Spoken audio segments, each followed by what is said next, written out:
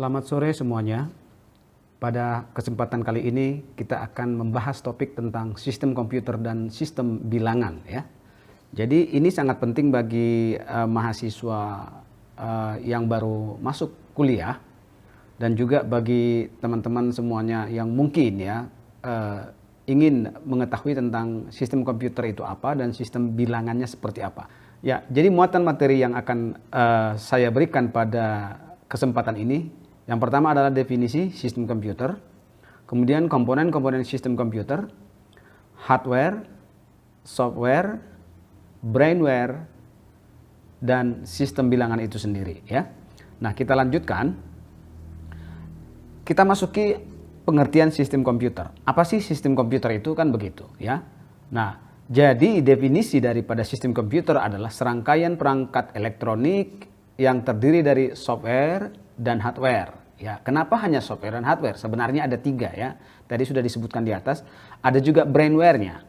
Ya. Nah, cuman yang memang yang menjadi komponen dari pemrosesan itu sendiri adalah software dan hardware ya, yang menerima input, proses, dan menyimpan serta menyediakan output dalam bentuk informasi. Brainware di sini adalah posisinya sebagai pemakai atau sebagai bagian daripada yang membuat supaya hardware dan software itu bisa berfungsi, kira-kira seperti itu ya. Nah, kita lanjutkan. Definisi lain adalah sebagai sesuatu ya, atau sebagai sistem yang dibangun oleh sub-subsistem yang bekerja secara bersama-sama untuk menghasilkan informasi, seperti itu ya. Siklus pengolahan informasi atau information processing cycle adalah rangkaian dari input, harus ada inputnya, kemudian ada prosesnya, ada outputnya ya, ada storage atau penyimpanan, kemudian juga ada komunikasinya.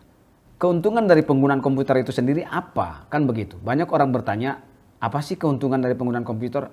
Yang pertama adalah dari sisi kecepatan ya, tentunya kecepatan pengolahan ya, seperti itu. Kemudian kepercayaan atau hasil dari atau proses daripada pengolahan itu sendiri ya, itu kita bisa percaya karena di sana tidak komputer itu akan mengerjakan pekerjaan seperti apa yang diinginkan manusia dari awal gitu ya. Jadi tidak akan pernah lari dari situ ya.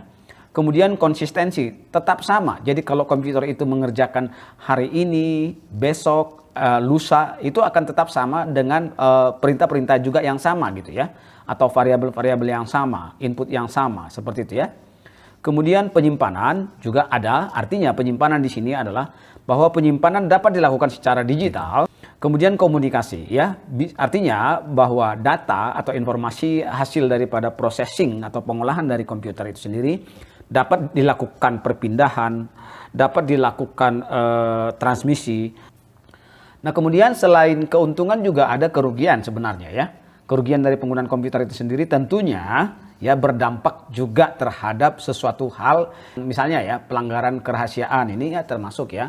Jadi dengan adanya penggunaan komputer itu sendiri, pelanggaran kerahasiaan juga akan meningkat karena hal-hal yang rahasia, data-data yang rahasia bisa saja diambil oleh orang yang tidak berkepentingan, seperti itu ya. Kemudian dampak terhadap tenaga kerja, ya tentunya ya pengurangan ya.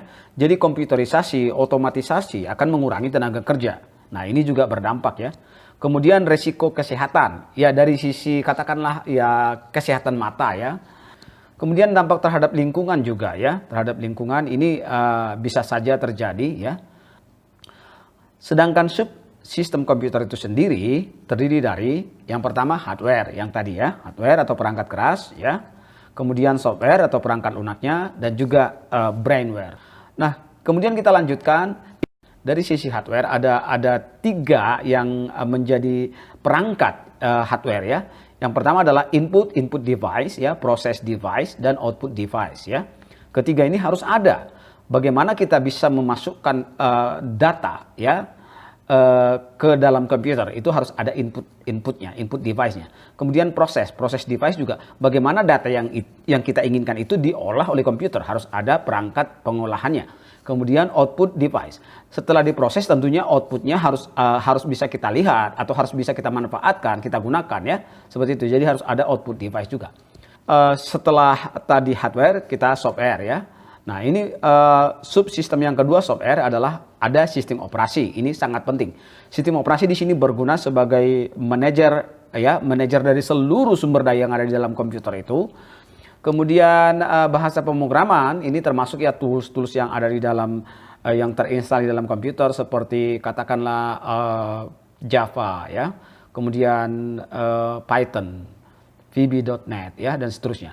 Kemudian program paket yang mungkin dari sisi penggunaan khusus, misalnya program keuangan, ya, kemudian aplikasi ketenagakerjaan, perhitungan gaji dan seterusnya, ya, seperti itu. Demikian juga dengan subsistem yang ketiga, brainware. Di sini ada operator, programmer, dan sistem analis, ya. Hardware itu merupakan komponen-komponen fisik atau yang berwujud, ya, atau yang dapat kita sentuh, kita lihat ada wujudnya, kira-kira seperti itu, ya. Peralatan yang membentuk suatu sistem komputer serta peralatan-peralatan lain yang mendukung komputer dalam melakukan tugasnya, seperti itu, ya. Kemudian komponen hardware itu menjadi 5 golongan, ya, dikelompokkan menjadi 5 golongan. Yang pertama adalah input device, processing device, output device, storage device, dan yang terakhir adalah communication device, ya. Kemudian input device seperti ini, contoh input device, ya, keyboard, mouse, scanner, dan seterusnya. Nah, ini contoh dari processing device. Saya sudah sebutkan tadi CPU dan memori internalnya di sini, ya. Kemudian kita lanjutkan, ya, central processing unit atau CPU. Nah, ini terdiri dari 3 bagian di dalamnya. Intinya yang pertama adalah ALU, ya, arithmetic logic unit. Kemudian ada CU atau control unit. Ini yang mengelola atau yang mengkontrol, mengendalikan semua sumber daya yang ada di komputer itu sendiri. Dan kemudian register-register di sini adalah penyimpanan internal dari CPU itu sendiri berupa perintah-perintah yang akan dilakukan oleh CPU atau mikroprosesor itu. Kemudian apa itu komponen memori, ya? Komponen memori dibagi menjadi 2 bagian. Yang pertama adalah ROM atau read only memory. Di sini disebut read only memory karena sifatnya hanya bisa dibaca, tidak bisa dihapus, tidak bisa diubah, ya, seperti itu. Ada juga RAM atau random access memory. Nah, kita lihat output device adalah merupakan alat yang berfungsi mengeluarkan hasil pengeluaran dari CPU, ya.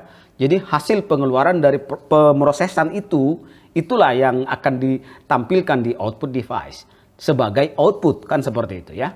Nah, contoh output device adalah monitor, ya, printer, speaker. Nah, monitor bisa kita lihat, printer bisa mencetak hasil, sedangkan speaker itu berupa suara yang bisa kita dengar, misalnya MP3 yang sedang Anda dengarkan, ya. Kemudian storage device ada di sini ada 2, storage media, physical material on which data, instruction, and information are stored. Jadi artinya adalah di mana kita menyimpan data, instruksi-instruksi, dan juga informasi-informasi. Nah, itu namanya storage media. Bagaimana kita, ya, melakukan penyimpanan dan juga pengambilan atau pencarian record-record, seperti itu maksudnya, ya, dari satu media penyimpanan, seperti itu. Ya, jadi kemudian storage device ada beberapa contoh, ya. Yang pertama adalah floppy disk, USB flash disk, hard disk, compact disk, ya. Jadi ini ada contoh-contoh gambarnya seperti ini, ya. Kemudian software, ya, merupakan program-program yang diperlukan untuk menjalankan perangkat keras komputer baik berupa yang pertama instruksi-instruksi, sistem operasi, tools bahasa pemrograman, dan aplikasi-aplikasi lainnya, ya, yang secara khusus dipakai untuk melakukan katakanlah pengolahan data tertentu, seperti itu, ya. Kemudian software atau perangkat lunak kita lanjutkan ada 3 jenis, yaitu sistem operasi atau operating system dan instruksi-instruksi yang ada di dalam komputer itu sendiri yang memang sudah dimasukkan dari pabrikannya, gitu, ya. Jadi instruksi terutama ini tidak bisa kita ubah. Sedangkan sistem operasi juga adalah hal yang patut dan utama harus ada. Karena tanpa sistem operasi juga sama, ya. perangkat keras tidak akan bisa digunakan ya. Kemudian bahasa pemrograman atau programming software ya, seperti misalnya Java ya, Visual Studio ya, Python dan lain-lain ya, masih banyak lagi. Kemudian ada aplikasi atau application software, misalnya aplikasi keuangan ya, aplikasi manajemen sumber daya manusia, aplikasi pembayaran gaji dan masih banyak lagi ya. Nah, kemudian kita masuk ke brainware, merupakan tenaga manusia yang mengoperasikan, mengatur proses yang membuat aplikasi agar komputer bekerja lebih optimal. Jadi tanpa brainware, maka komputer tidak bekerja secara optimal. Ya tentunya ya, karena manusia yang menggunakan komputer, manusia pula yang ingin membuat komputer itu lebih berguna atau lebih optimal ya, seperti itu. Contoh programmer, analis, operator, dan end user ya. Kemudian kita lanjutkan ke sistem dan konversi bilangan ya. Nah, apa sih itu sistem dan konversi bilangan? Jadi beberapa konsep bilangan mencakup sistem bilangan desimal yang sehari-harinya kita pakai ya, desimal. Desimal itu dari 0 sampai 9 itu bilangan tunggalnya ya. Kemudian sistem bilangan biner yaitu dari 0 dan 1 ya, hanya 2 ya. Kemudian sistem bilangan oktal yaitu 8 bilangan tunggal yaitu dari 0 sampai 7. Dan juga heksadesimal yaitu 16 bilangan tunggalnya gitu ya, yaitu dari 0 sampai 9 kemudian ditambah A, B, C, D, E sampai F. Kemudian untuk sistem bilangan biner kita mengacu kepada kode ASCII ya, yang sudah menjadi standar ya.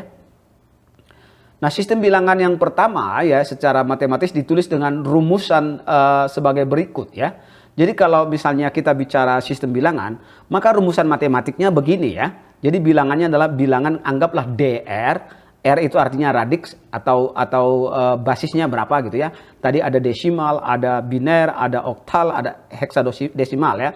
Jadi ini DR ini akan sama dengan DN kurang 1, jadi akan bisa diturunkan ya. DN kurang 1, DN kurang 2, jadi kita turunkan sampai nanti D min N ya, seperti itu. Di mana nilai DR itu adalah sigma ya, dari DI kali R pangkat I, di mana I mulai dari min N sampai N kurang 1. Jadi dari sini range-nya ya. Nah, kita lihat ya, radix itu adalah jumlah total digit yang menjadi dasar suatu bilangan komputer atau sering disebut basis. Basis 10, basis 2, dan seterusnya ya.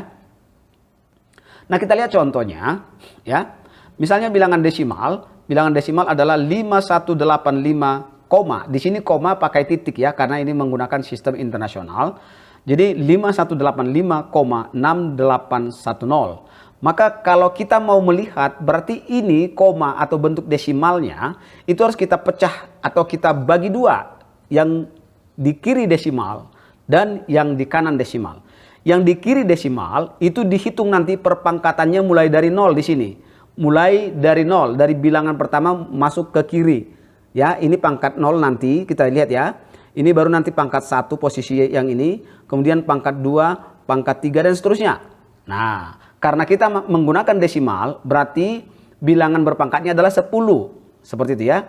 Jadi 10 pangkat, 10 pangkat, 10 pangkat, 10 pangkat. Kira-kira seperti itu. Kita mulai ya. Dari yang paling kiri ujung ya. Kita lihat tadi nih. Pangkat 0, pangkat 1, pangkat 2, pangkat 3. Berarti 10 pangkat 3. 5 kali 10 pangkat 3. Berarti kita geser ke kanan, kurang 1 pangkatnya. 1 kali 10 pangkat 2. Kita geser lagi ke kanan, 8 kali 10 pangkat 1. Turun pangkatnya. Kemudian kita geser lagi, 5 kali 10 pangkat 0. Nah, kemudian di sebelah kanan koma, itu nanti pangkatnya negatif. Mulai dari negatif 1, negatif 2, negatif 3, negatif 4, dan seterusnya. Ya, kita mulai di sini. 6 kali 10 pangkat min 1. Ya, 8 dikali 10 pangkat min 2. Dan 1 dikali 10 pangkat min 3. Ya, di sini harusnya ada ya. Jadi 1 dikali 10 pangkat min 3. Harusnya begitu ya. Tetapi kalau 0 di sini, 0 dikali 10 pangkat min 4 tidak perlu karena 0 dikali 0 dikali berapapun bilangannya tetap hasilnya 0. Jadi tidak perlu dituliskan gitu maksudnya. Tapi di sini harusnya ada ya. Di sini harusnya ada. Kemudian hasilnya nanti adalah 5 kali karena 10 pangkat 3 1000. 5 kali 1000. 1 kali 100. 8 dikali 10. 5 dikali 10 pangkat 0 adalah 1. 6 dikali 10 pangkat min 1. 10 pangkat min 1 atau 1/10 atau 0,1. Ingat ya. 10 pangkat min 1 itu sama dengan 1 per. Pindahkan aja ke bawah, 10 pangkat 1 jadinya. Kalau pindah ke bawah, pangkatnya jadi berubah positif. Ingat, Anda sudah belajar di SMA tentang bilangan eksponen ya, eksponensial ya. Kemudian 8 kali 10 pangkat min 2, berarti 10 pangkat min 2 adalah 1/100 atau 0,01. Nah, jadi 8 kali 0,01. Nah, sehingga kalau Anda jumlahkan ini akan sama dengan yang ini. Tadi ada satu lagi di sini ya, yaitu 1 dikali 10 pangkat min 3. Ya, berarti 1 kali 10 pangkat min 3 atau 0,001. Ya, seperti itu. Harusnya ada ya. Nah, sehingga nanti satunya ada di sini. Seperti itu. Jadi kalau dijumlahkan ini dengan yang tadi yang tidak tertulis tadi di sini, yang 1 kali 10 pangkat min 3, itu akan hasilnya seperti ini juga ya. Seperti itu. Kemudian kita lihat bilangan biner atau radix 2. Yaitu misalnya ada bilangan 10011 basis 2. Ini menyatakan basis 2 atau radix 2 ya. Nah, ini tetap sama ya, dari sebelah kanan pangkat 0, pangkat 1, pangkat 2, pangkat 3, pangkat 4 dan seterusnya. Tapi di sini karena dia basis 2 berarti 2 pangkat, 2 pangkat, 2 pangkat. Nah, kan seperti itu ya. 2 pangkat. Jadi nanti kita mulai dengan yang di paling kiri ya, bilangan paling kiri. 1 dikali 2 pangkat. Berapa dia? Kita hitung tadi dari sini. 0, 1, 2, 3, 4. Berarti 2 pangkat 4. 1 dikali 2 pangkat 4. 2 pangkat 4 adalah 16. Berarti 1 kali 16. Nah, ini 0 dikali, ya anggap aja 0 dikali 2 pangkat 3 itu ya tetap 0 sebenarnya. Nah, jadi 0 dikali 8. Kemudian turun lagi pangkatnya, pangkat 2. Berarti 0 dikali 2 pangkat 2. Atau 0 dikali 4. Ya. Turun lagi pangkatnya. 1 dikali 2 pangkat 1. Ya, ini ya. Jadi 1 dikali 2 pangkat 1. 2 pangkat 1 hasilnya 2. Jadi 1 kali 2. Kemudian 1 dikali, turun lagi pangkatnya. 2 pangkat 0. Ya. 2 pangkat 0 hasilnya adalah 1. Maka 1 dikali 1. Nah, seperti itu ya. Nah, kemudian kita lihat di sini ada istilah MSB, LSB. Ya. Nah, Anda harus paham bahwa MSB atau singkatan dari most significant bit atau bit yang paling bernilai tinggi atau yang paling berharga itu adalah berada pada bit paling kiri, paling ujung kiri. Nah, itu namanya most significant bit karena nilainya paling besar. Nah, ini paling penting kira-kira seperti itu. Kemudian ada LSB, least significant bit, kebalikannya. Bit yang paling nilainya paling rendah, ya. Paling kecil karena posisinya maksudnya ya. Karena posisinya ya. Jadi disebut LSB ya. Nah, kita lihat di sini bagaimana kalau dia desimal ya. Jadi biner juga ada yang bentuk desimal seperti itu ya. Sama saja sebenarnya. Jadi tadi kita patok atau kita acukan dari desimal yang ini. Kita mengacu pada desimal. Bagian kiri, bagian kanan. Bagian kiri tadi pangkatnya nanti mulai dari 0 naik, kalau kita geser ke kiri naik 1, geser lagi, naik lagi 1 lagi. Berarti pangkat 0, pangkat 1, pangkat 2. Kan begitu. Sedangkan di kanan itu sama ya, sama dengan ya sama saja dengan pangkat min 1, pangkat min 2, ya pangkat min 1, pangkat min 2, pangkat min 3. Tetapi ingat basisnya 2, berarti nanti 2 pangkat, 2 pangkat, 2 pangkat. Kita mulai dari yang paling kiri ya, dari yang paling kiri. 1 dikali 2 pangkat, ini tadi pangkatnya adalah posisinya pangkat, nah ini 0, 1, 2, berarti pangkat 2. 1 dikali 2 pangkat 2, 1 dikali 4, karena 2 pangkat 2 dapatnya 4. Kemudian kita geser ke kanan, berarti turun 1 pangkatnya, 2 pangkat 1, kan begitu. Tadi kan di sini 2 pangkat 2, berarti 2 kali 2 pangkat 1. Ya berarti 0 dikali 2 pangkat 1. Nah, 2 pangkat 1 hasilnya 2 ya. Kemudian 1 dikali 2 pangkat 0. 2 pangkat 0 ya. Harusnya kan di sini kan 2 pangkat 0. Tapi karena 2 pangkat 0 hasilnya 1. Kan begitu ya. Kemudian kita ke kanan desimalnya. 0 dikali, ingat 2 pangkat min 1. 2 pangkat min 1 kita turunkan menjadi 1 per 2 pangkat 1. 1 per 2 pangkat 1. Nah ini naik lagi atau kita geser ke kanan, naik pangkatnya menjadi min 2. Nah berarti 0 dikali 2 pangkat min 2. 2 pangkat min 2 kita turunkan, berarti menjadi 1 per 2 pangkat 2 atau 1/4. Berarti 0,25 ya. 0,25 berarti 0 dikali 0,25. Di sini tidak disebutkan 0,25-nya, tapi dengan adanya tanda titik atau tanda koma di sini itu menyatakan 0, ya, seperti itu. Demikian juga yang ketiga, 1 dikali 2 pangkat min 3. 2 pangkat min 3 kita turunkan menjadi 1 per 2 pangkat 3. 2 pangkat 3 sama dengan 8. 1/8 itu dapatnya 0,1225. Berarti 1 dikali 0,125. Dengan demikian, maka bilangan 100,001 radix 2 itu dapatnya adalah 5,12510 ya, seperti itu. Bagian kiri pangkat 0 ya, saya sudah sebutkan tadi. Kalau bagian kiri ya mulai dari pangkat 0 ke positif selanjutnya, itu maksudnya. Dari 0 di sini kemudian kita geser ke kiri, makin naik positif, makin naik positif. Tapi sebaliknya, bagian kanan di sebelah kanan desimal itu nanti pangkat min ya, min 1, min 2, min 3, min 4 dan seterusnya ya, seperti itu maksudnya. Macam-macam sistem bilangan. Yang pertama adalah desimal. Desimal itu artinya adalah bilangan basis 10 atau radix 10 yang kita pakai sehari-hari. Nanti bilangan tunggalnya adalah 0 sampai 9 ya. Nah, kemudian contohnya adalah 255 basis 10 atau radix 10. Kemudian biner yaitu radix 2 yaitu 0 dan 1. Jadi biner itu hanya ditandai oleh digit tunggalnya 0 dan 1. Misalnya 1111 semua ini 8 bit ya, radix 2. Kemudian ada radix 8, yaitu ada basis 8. Artinya bilangan tunggalnya ada 8, mulai dari 0 sampai 7. Kenapa nggak ikut 8? Karena mulai dari 0, kan begitu. Nah kalau dihitung 0, 1, 2, 3, 4, 5, 6, 7, berarti ada 8 digit tunggal ya. Sedangkan R16 atau radix 16, basis 16, itu ada 16 bilangan tunggalnya. Nah tadi kita mulai dari 0 sampai 9 kan sudah 10 ya. Jadi 0, 1, 2 ini kan 10 digit. Ini 10 digit tunggal. Kita tambahkan lagi 6. 1, 2, 3, 4, 5, 6. Kemudian kita lihat ya heksadesimal. Kalau heksadesimalnya misalnya 0. Kalau desimalnya misalnya 0. Kemudian heksadesimalnya 0. Maka binernya menjadi 0000. Kalau 4 bit ya. Demikian juga dengan 1. Desimalnya 1. Heksanya 1. Maka binernya adalah 0001. Kemudian konversi radix R ke desimal. Nah ini rumusannya adalah DR sama dengan sigma dari DI kali R pangkat I, di mana I mulai dari min N sampai N kurang 1. Ini nanti dijumlahkan semua hasilnya. Kira-kira seperti itu ya.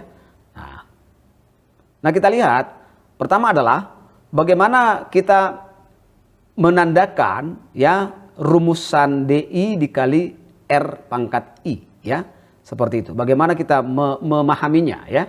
Nah, pangkat terendah I ya adalah digit paling kanan.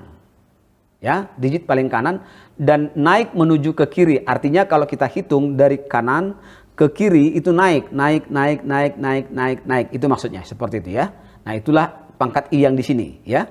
Kemudian pangkat yang tertinggi adalah digit yang paling kiri. Jadi tadi digit yang paling kiri, paling ujung kiri itu yang paling tertinggi. Sedangkan digit yang paling kanan adalah paling terkecil pangkatnya, terendah ya. Kemudian D adalah besaran pengali bilangan. Digit yang tampak pada bilangan itu. Misalnya 1001, berarti 1 itu adalah D-nya, 0 adalah D-nya, 1 tadi adalah D-nya juga dan seterusnya seperti itu ya. Nah kemudian I adalah pangkat yang ditentukan menurut posisi hitung dari kanan ya. Tadi dari kanan adalah mulai dari pangkat 0 paling kanan ya. Hasilnya dijumlahkan secara keseluruhan. Itulah hasil akhirnya. Nah kita lihat di sini bagaimana kita mencari mengkonversikan biner ke dalam desimal ya.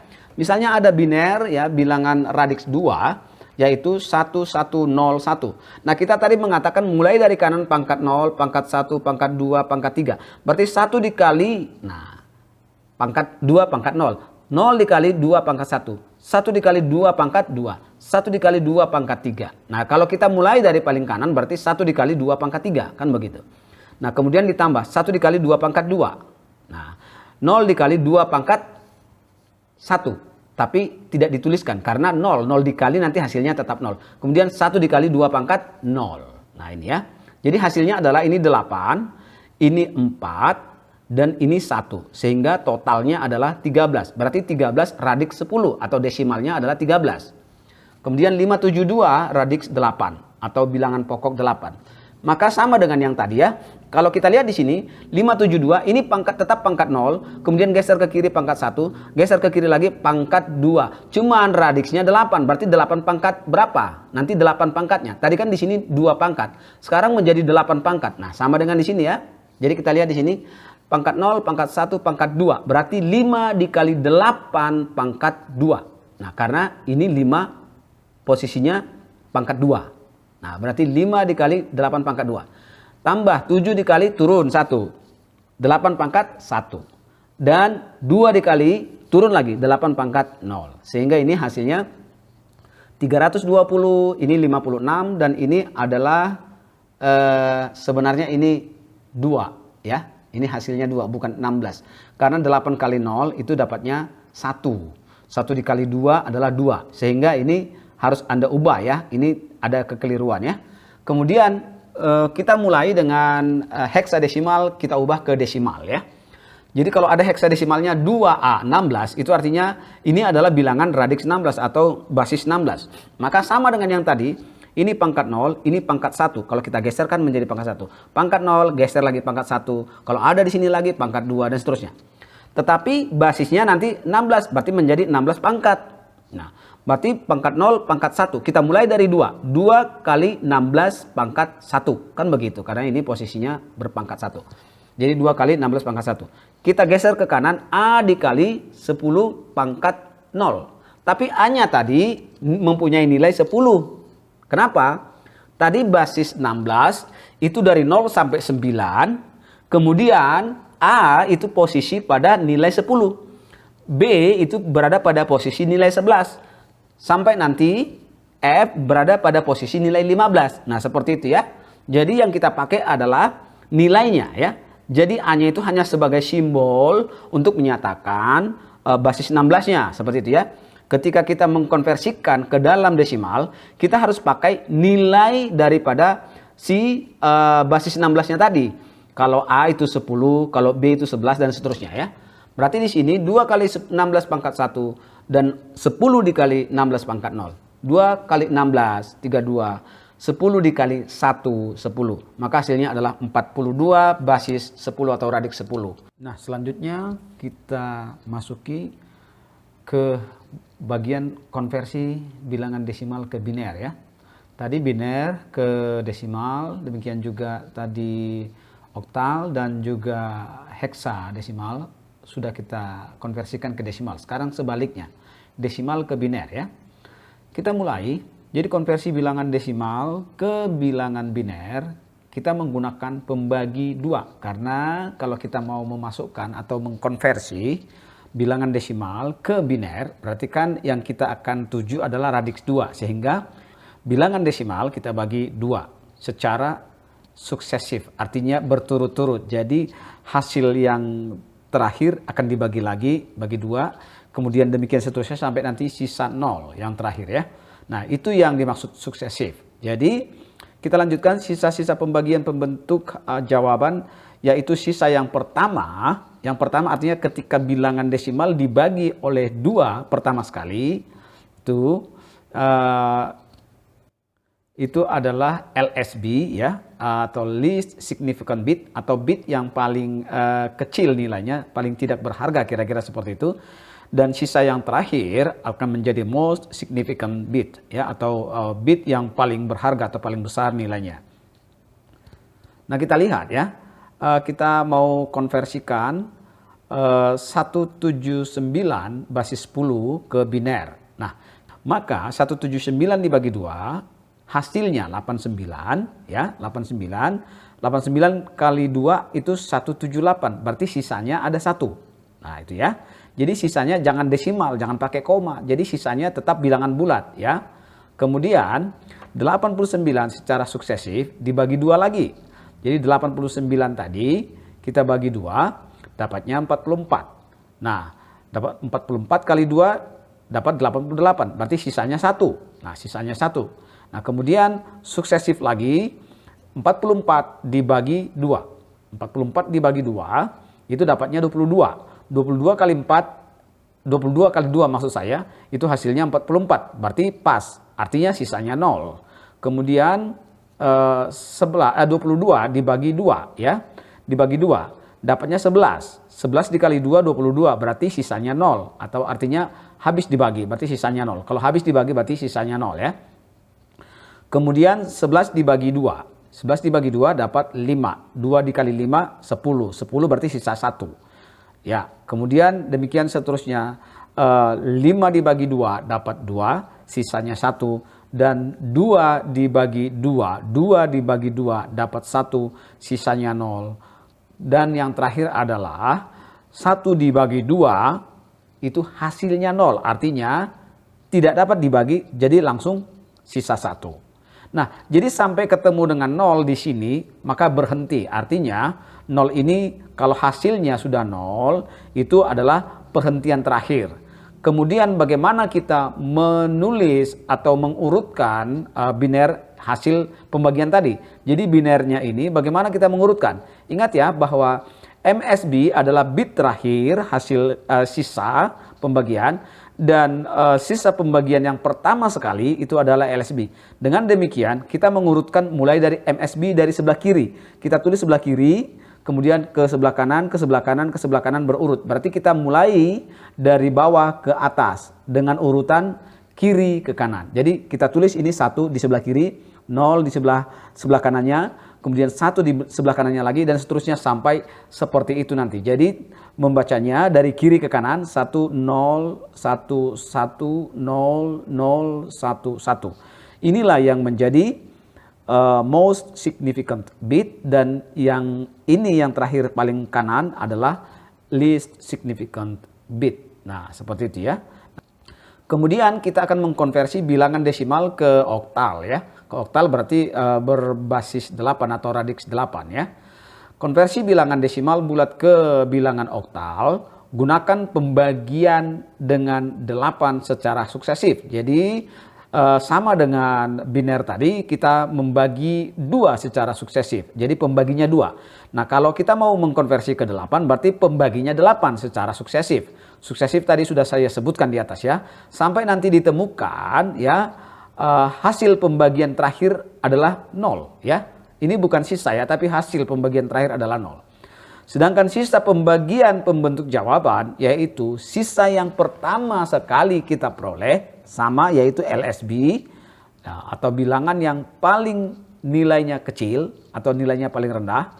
Dan yang terakhir adalah MSB atau most significant bit atau paling besar nilainya. Ya, kita lihat di sini sebagai contoh ya, konversikan 179 desimal ke oktal. Berarti kita tadi radiksnya 8, kita bagi 8. 179 dibagi 8 dapat 22. 22 dikali 8 itu masih 176.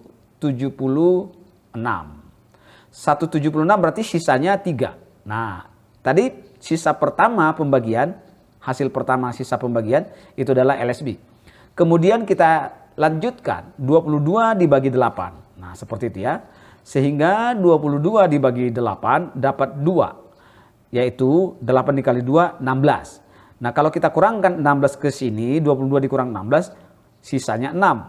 Ya, karena 6 tidak bisa lagi dibagi 8, kan begitu. Jadi, kita lanjutkan sisanya 6 ya.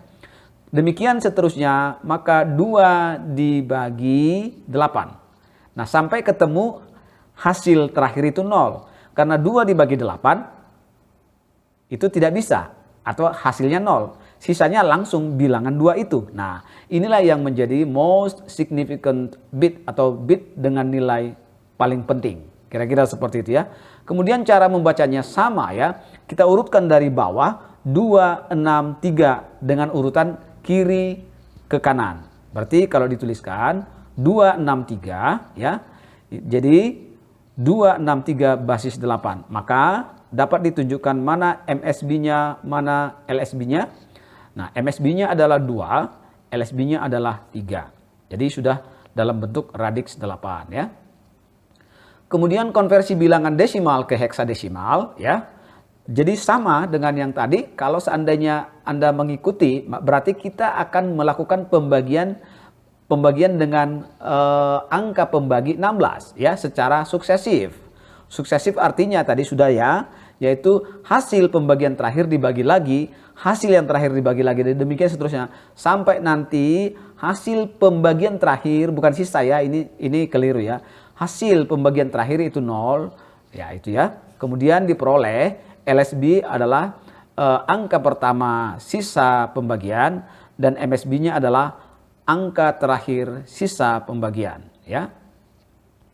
Kita lanjutkan, misalnya 179 kita ubah ke heksadesimal ya. Berarti 179 karena kita pakai heksa berarti dibagi 16. 179 dibagi 16 dapat 11 ya. Kalau kita buat di sini 16 dikali 11 maksud saya. 16 dikali 11 adalah 176. 176 ya, 16 dikali 11. Berarti 176 kita kurangkan ke sini sisanya 3. Kemudian 11 dibagi 16. 11 dibagi 16 berarti tidak bisa atau artinya hasilnya 0 ya. Sisanya langsung bilangan itu. Karena sudah ketemu hasil 0 maka stop ya. Berarti 3 adalah sebagai LSB dan 11 adalah sebagai MSB atau most significant bit. Tetapi di dalam heksa 11 itu tidak ditemukan. Yang ditemukan adalah simbol B atau direpresentasikan dengan huruf B ya. Nah, seperti itu ya. Maka dengan demikian 179 basis 10 itu sama dengan B3 basis 16 di mana MSB-nya adalah B, LSB-nya adalah 3. Seperti itu ya. Nah, kemudian konversi bilangan biner ke oktal ya. Untuk mengkonversikan bilangan biner ke bilangan oktal, lakukanlah pengelompokan 3 digit bilangan biner dari posisi paling kanan atau LSB, least significant bit, sampai ke MSB. Jadi kita kelompokkan menjadi 3 bit dari mulai kanan menuju ke kiri.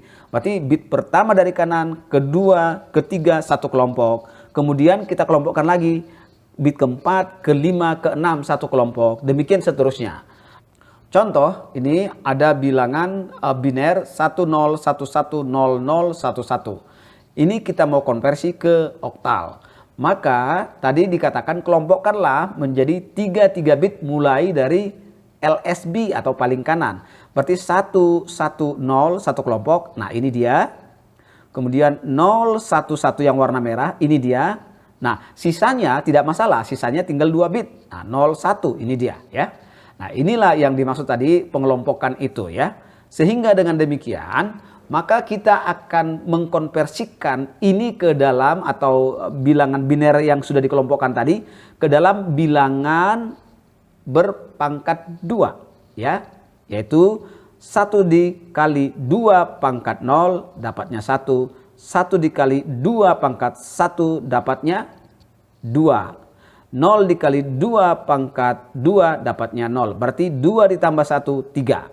Demikian juga dengan ini. 0 dikali 2 pangkat 0 dapatnya 0. 1 dikali 2 pangkat 1 dapatnya 2. 1 dikali 2 pangkat 2 dapatnya 4. Berarti 4 ditambah 2 ditambah 0 dapatnya 6. Demikian juga yang terakhir, sisa bitnya. 0 dikali 2 pangkat 0 dapatnya 0. 1 dikali 2 pangkat 1 dapatnya 2. Berarti dengan demikian akan diperoleh 263. Artinya kalau kita buat ke oktal, kita konversi 10110011 radix 2 itu sama dengan 263 radix 8. Nah, kita lanjutkan konversi bilangan oktal ke biner ya. Ini misalnya kita konversikan 263 basis 8 atau radix 8 ke bilangan biner ya. Nah, sama dengan yang tadi sebenarnya ya. Jadi kita masing-masing bilangan itu kita pecah. Jadi 263 itu kita pecah. kita masing-masing jadi 2 satu bilangan, 6 satu bilangan, 3 satu bilangan, tapi menurut urutannya ya. Kemudian ketiga bilangan tersebut kita binerisasikan atau kita konversi menjadi biner ya. Nah, 2 itu adalah kalau kita binerkan seperti tadi ya, bagaimana cara membinerkan? Dibagi 2 kan begitu ya. Jadi ini dapatnya 0, 1, 0 ya. Kemudian 6 juga sama dibagi 2. Jadi 6 dibagi 2 dapat berapa? Kemudian hasilnya nanti berapa dibagi lagi 2. Sampai nanti ketemu dia hasil baginya 0 dan sisanya berapa. Jadi 6 itu bentuk binernya 1, 1, 0. 3 itu bentuk binernya adalah 0, 1, 1. Sehingga dengan demikian hasil daripada 263 radix 8 kita konversikan menjadi basis 2 atau radix 2 menjadi 010110011 radix 2. Karena 0 di depan tidak ada artinya, yang ini artinya ya. Jadi ini tidak punya nilai karena 0 dikali berapapun pangkatnya nanti tetap 0. Maka biasanya kita menulis yang mempunyai arti saja ya. Jadi di sini nolnya kita hapus atau kita hilangkan, berarti membacanya menjadi 10110011. Nah, kalau kita lihat di sini berapa bit ini? Dia menjadi 8 bit ya. Seperti itu ya. Nah, kemudian kita lanjutkan bagaimana kita mengkonversi biner ke heksadesimal ya. Nah, kita lihat di sini untuk mengkonversi bilangan biner ke bilangan heksadesimal, lakukan pengelompokan menjadi 4 digit bilangan biner dari posisi sebelah kanan atau LSB menuju ke sebelah kiri MSB. Kalau tadi oktal, kelompokkan 333. Kita lihat contohnya ya. Jadi konversikanlah 10110011 radik 2 ke bilangan heksadesimal. Berarti kalau kita kelompokkan menjadi 44 bit dari posisi LSB atau paling kanan 1100 itu satu kelompok dan 1100 satu kelompok lagi. Sorry, 1101 maksud saya ya. Sehingga dia menjadi seperti ini ya. Kalau kita lihat maka ini kalau kita konversikan ya ke dalam bilangan ya, ke dalam bilangan heksadesimalnya, berarti ini 1 dikali 2 pangkat 0 dapat 1. 1 dikali 2 pangkat 1 dapat 2. Karena ini 0 nggak usah kita hitung, berarti 2 ditambah 1, 3 ya. Kemudian yang ini kelompok yang kedua, 1 dikali 2 pangkat 0 dapat 1. 1 dikali 2 pangkat 1 dapat 2, berarti 3 ya. Ini 0 nggak usah dihitung, langsung 1 dikali 2 pangkat berapa? 3. Nah, kalau 1 dikali 2 pangkat 3 dapat 8. Sehingga 8 ditambah 2 ditambah 1 dapat 11. 11 artinya kalau heksanya adalah B ya. B direpresentasikan dengan B. Sehingga ya biner atau bilangan biner 10110011 radix 2 kalau kita konversikan menjadi heksadesimal menjadi B3 ya, basis 16. Seperti itu. Kemudian kita akan mengkonversikan bilangan heksadesimal ke biner ya. Jadi masing-masing komponen dari heksadesimal kita pisahkan, kemudian kita ubah menjadi 4 digit biner. Itu maksudnya. Jadi kebalikan yang tadi sebenarnya ya. Nah, kita lihat contohnya. Misalnya kalau kita mempunyai bilangan heksadesimal B3 radix 16, kita akan mengkonversikannya ke biner. Berarti kita pisahkan dulu B satu bilangan, 3 satu bilangan. Nah, seperti itu ya. Nah, ini. Sehingga B itu kan tadi 11. 11 nanti kita bagi 2 ya. Kita bagi 2. Demikian juga 3. 3 kita bagi 2 ya. Kita bagi 2. Jadi artinya secara suksesif. Bagi 2 hasilnya nanti dibagi 2 lagi, dibagi 2 seperti yang tadi di awal ya. Sehingga kalau kita melakukan cara yang sama, maka akan diperoleh. Maka B itu nanti adalah 1011. Jadi 3 dibagi 2 ya dapat 1 sisa 1. 2 dibagi 2 ya dapat 1 sisa 0 dan demikian seterusnya. Kemudian kalau kita lihat di sini berarti B bernilai 11 ya. Nah, dibagi 11. Sorry, 11 dibagi 2 maksud saya. Hasilnya 5 sisa 1 ya. Ini. Kemudian 5 dibagi 2 dapatnya 2 sisa 1. 2 dibagi 2 dapat 1 sisa 0. 1 dibagi 2 dapat 0 sisa 1. Sampai ketemu hasilnya 0. Berarti 11 itu adalah 1011 ya. Kemudian demikian juga dengan 3. 3 itu 3 dibagi 2 ya, hasilnya 1 sisa 1. Kemudian 1 dibagi 2 hasilnya 0 atau artinya tidak dapat dibagi dan langsung sisanya 1. Ini langsung ke sini karena sisanya tetap 1 ya. Maka dengan demikian karena kita mau mengelompokkan ke dalam 4 bit, artinya tadi kan dapatnya hanya 2 bit ya toh? Dapatnya hanya 2 bit 1. Maka kalau kekurangan bit itu kita tambah bit 0 di sebelah kiri ya. Artinya ini ada tambahan bit atau namanya padding bit agar memenuhi 4 bit. Nah, kalau ini tadi kan pas 4 bit. Kalau ini tidak pas karena hanya dapat 2. Jadi kalau supaya pas 4 bit 1 kita tambahkan aja nolnya di depan. Nah, ini kalau ditambah 0 berpengaruh tidak terhadap nilai 3? Tidak. Karena kalau 0 dikali berapapun tetap 0 hasilnya, 0 dikali berapapun tetap 0 hasilnya. Artinya nilainya ini tetap 0, sehingga tetap 0011 nilainya tetap 3. Tapi jangan menambahkannya di sebelah kanan ya. Kalau Anda menambahkan 1100, nah ini jadi beda nilainya, bukan 3 lagi ya, seperti itu. Jadi jangan menambahkan di sebelah kanan, tapi di sebelah kiri. Ya, seperti itu ya. Nah, kemudian jadi B3 radix 16 kita konversikan menjadi basis 2, dapatnya adalah 10110011 ya.